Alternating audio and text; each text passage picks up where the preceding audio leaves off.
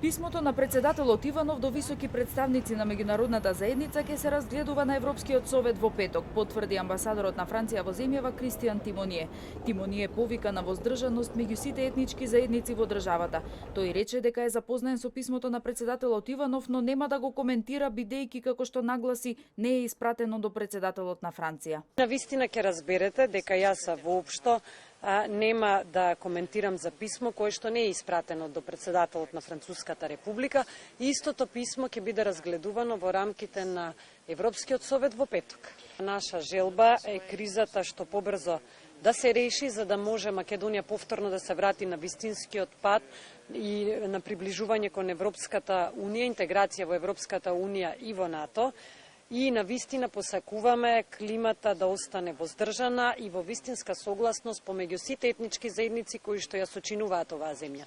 Од Европската унија и од НАТО се уште нема официјален одговор на писмото на македонскиот председател и став за албанската платформа. Дописникот за МИА од Брисел Бобан Нонковиќ во изјава за ТВ Нова истакна дека се уште никој од ЕУ не потврдува или демантира дали писмото од македонскиот председател е примено и како ќе се одговори. Иако на Советот за надворешни работи унгарскиот шеф на дипломатијата Петер Сијарто побара осуда за албанската платформа во земјава, официјален Брисел е без реакција за мешањето во внатрешните работи на земјава и влада е буквална тишина за ова прашање. Нонковиќ посочува дека на Европскиот совет следните 2 дена шефовите на владите и државите само ќе го констатираат мислењето на министрите за надворешни работи кои не донесоа заклучоци за Македонија и регионот. Ако претходно неретко ја осудуваат и ја коментираат, например, руската вмешаност во украинските случувања или понекогаш српското вмешување во внатрешните работи на Босна и Херцеговина, односно во Република Српска, во случајов едноставно има буквална тишина, нема никаква реакција од страна на официјален Брисел за тоа што се случува во Македонија во однос на вмешувањето на странска држава во внатрешните работи на земјата, што се разбира дека е без преседан.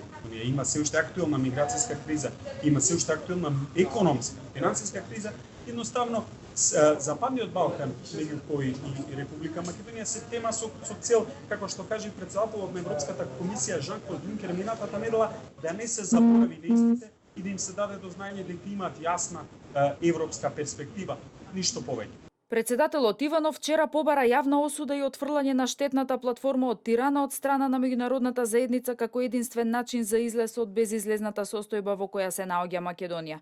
Во писмото што тој во пресрет на Европскиот совет го испрати до членовите и председателот на Советот Доналд Туск, до генералниот секретар на НАТО Јенс Столтенберг, до председателот на САД Трамп и турскиот председател Ердоган, Иванов предупреди дека платформата има ултимативен и уценувачки карактер, се одразува на меѓусоседските односи и врши дестабилизација на регионот. Отсуството на јавна осуда на платформата од Тирана од страна на меѓународната заедница, вели Иванов, само ќе охрабри слични обиди во нашиот, но и во други региони во Европа со сложена етничка, религиска и јазична реалност.